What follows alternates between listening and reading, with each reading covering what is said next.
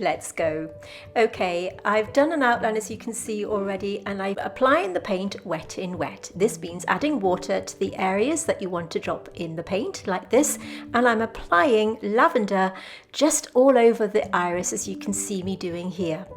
I'm using a number 12 size round brush today because I want this iris to have a super soft, dreamy look and not be too tight in traditional botanical style.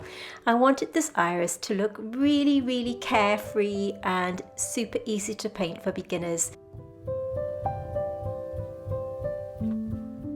So I'm using the brush just to apply the paint directly onto the paper now. This method is called wet and dry, so it just means I'm applying the paint straight onto the paper like this, using that point of the brush.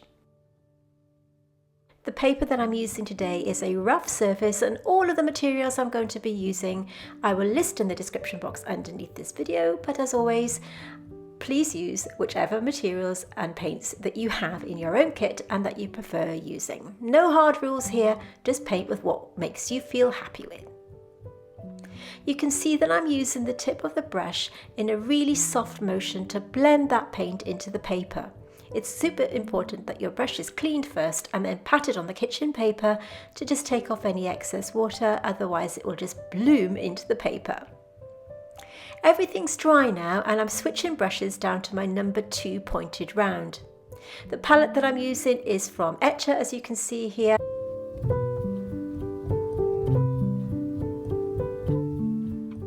I have a mixture of paints today. Some of them are Daniel Smith, one's from Rembrandt and one's from Mugello Mission Gold. I've gone slightly outside the line here, so I'm using my Eradicator brush, which is a stubby little brush, just to clean it off. Everything's now dry, so I'm just using my number 2 pointed round. This is a synthetic brush from Rosemary & Co, and like I said, all the materials I'm going to be using today I will list underneath this video. Now, watercolour is all about building up your layers slowly and carefully, making sure that each layer is dry before applying the next. Traditionally, when working wet and dry, it is important that you let each layer dry, but today, because we're using a looser style painting, it doesn't matter so much if the colours bleed into one another, as I'll show you as we work through the tutorial. The green that you can see here on my palette is called Undersea Green. This is by Daniel Smith, and it's a granulating colour, but if you don't have this colour, you could use something like an olive green or any green that you like. No hard rules here, as I said. It's all about getting the paint onto the paper and enjoying that process, making sure that you just keep it as stress-free as possible. If you are struggling with matching up your colours, by the way, please let me know the colours that you do have in the comments below, and I will do my absolute best to help you match the colours to the colours that you have within your own kit. I'm just randomly applying the paint like this just to give a little bit of form to the iris. Old habits die hard with botanical artists. I think sometimes it's difficult for me to kind of loosen up my brush strokes and create a softer looking bloom, but I'm trying my best here to make it super dreamy, super easy, so that anybody can join in. I'm just taking that lavender tone down the middle here, just to add that little bit of detail, and just going around the outside edge of this fall of the petal here. This is with the lavender this is by Rembrandt, Royal Talons. I've lifted out some of the colour, as you can see, with my flat Eradicator brush, and I'm just working around those little lift outs. Notice how the Undersea Green has created a sort of separation in my palette. It's because it's a granulating colour. It's really great for this kind of paper because it's very textured, and it means that that granulation will sit into the paper and give it a really soft textured look.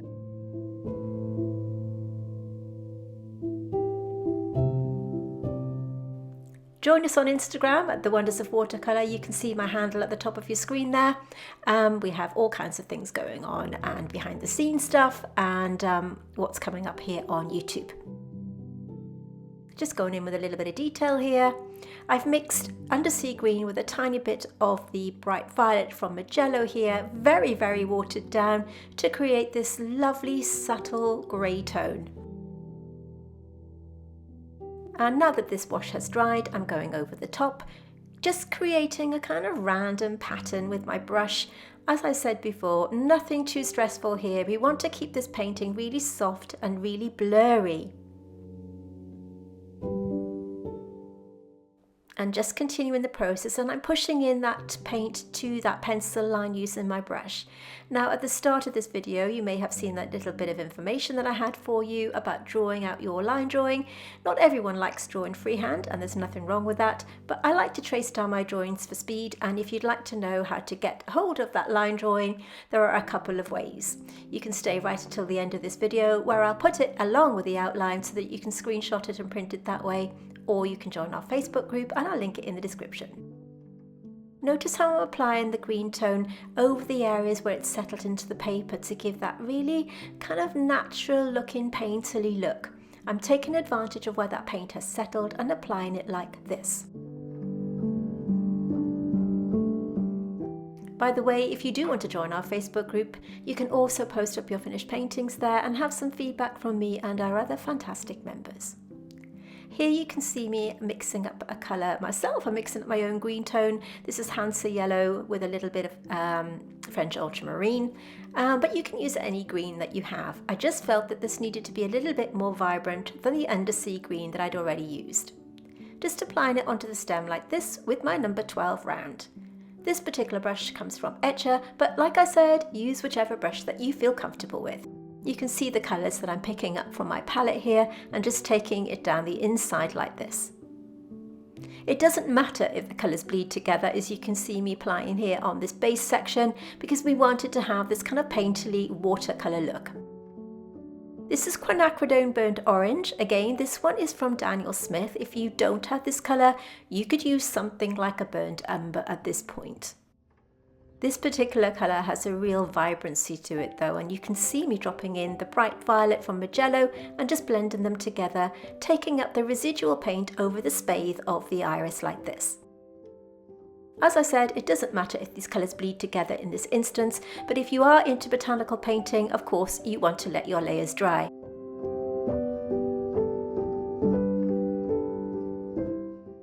And if botanical painting is your thing and you'd like to know more, we do have a Patreon, so let's just take a look. If you love botanical painting and want to know more, then you may want to join our Patreon. We have different membership levels so that you can take your botanical painting to the next level.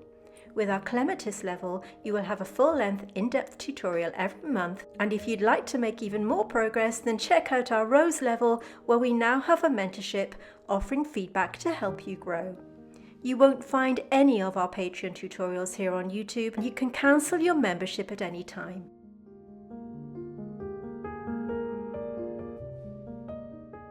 So if you want to take your botanical painting to the next level, then take a look. I'll put the link in the description underneath this video.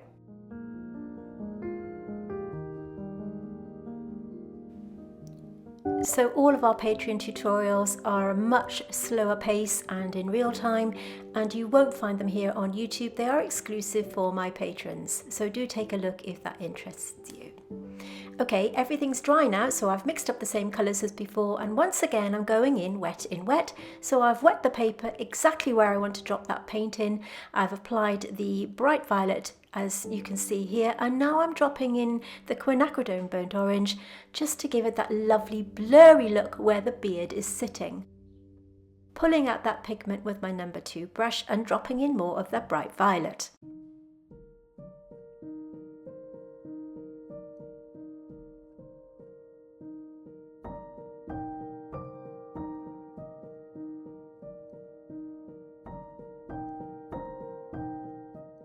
Just adding a little bit of detail here and there. As I said, nothing too fussy, just want to give a little bit of definition. This quinacridone burnt orange is such an amazing colour. It has a vibrancy that's second to none, and as I said, all the materials I'm using today, I will link in the description box underneath should you want to check them out for yourself.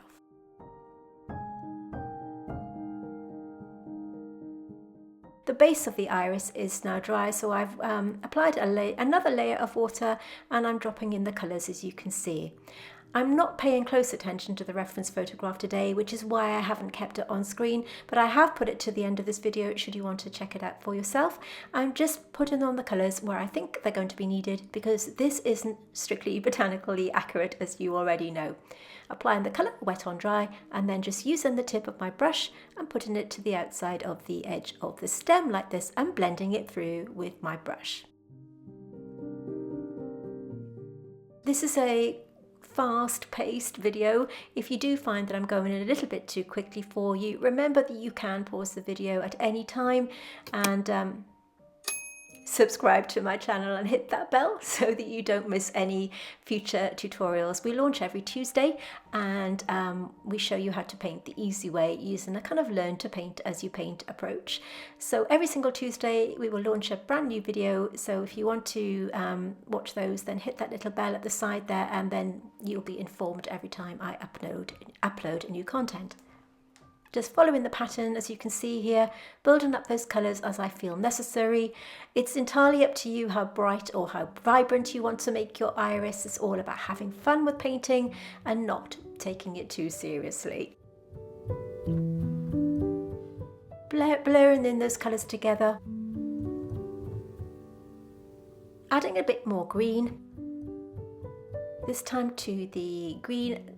I don't know the name of this part. I should know as a botanical artist, shouldn't I?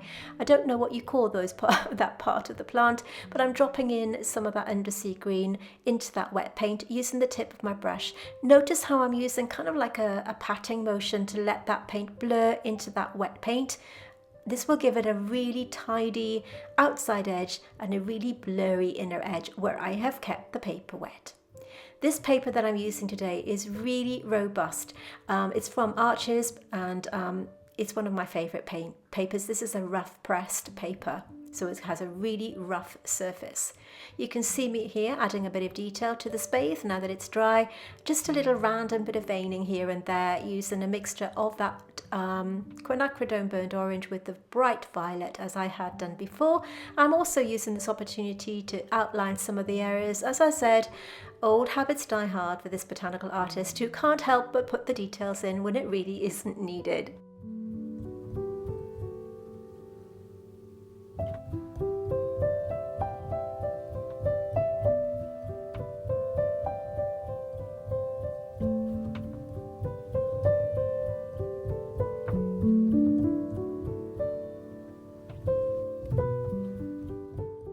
I think when you're starting to paint with watercolour, it can be very scary, and something like this is quite a relaxed painting to do, and it takes away the stress of painting. As I say, so many times I hear people say that they think watercolour is a really scary medium, and I think sometimes if you just apply it onto the paper and not worry too much, which is why I've created this tutorial for you if you're a beginner, just sort of have fun and see where it takes you.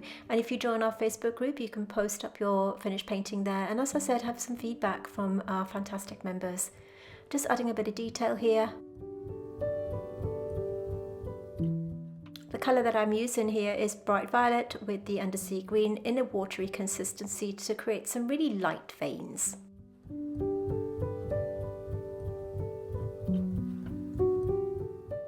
And a bit of outlining. This just sharpens up the outside edge and makes it look a little bit tidier, but really for this kind of painting it's not needed.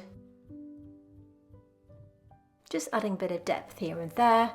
This is bright violet, and you can see I'm just mixing up those colours on my palette here, and now that the beard part is dry, I'm just outlining some of that as well because I just can't help myself.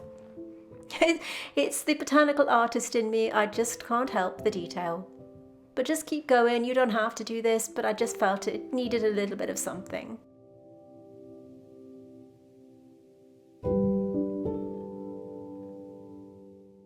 Dropping in more of that burnt orange. And just taking the glaze of that burnt orange over this area here. By glazing, we mean that we apply a light watercolour wash over an existing wash just to change the colour a little bit and make it stand out a bit more. It just means that it gives it a bit of a depth of colour. Now is the scary part.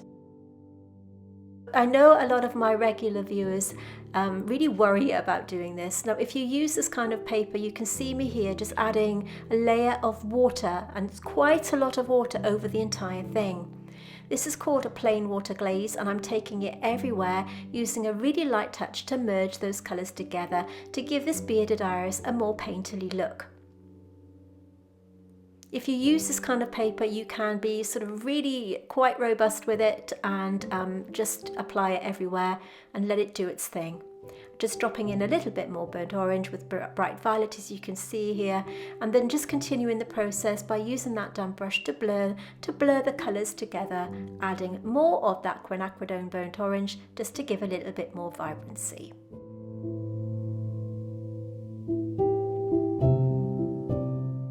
Remember to stay right until the end of this video where I will put the line drawing and reference photograph so that you can pause it and screenshot it and print it out.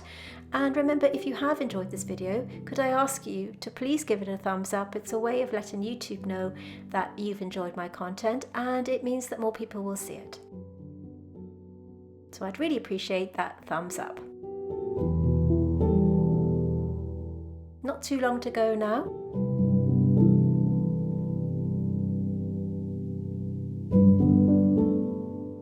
So here's the finished painting. Let me know what you think.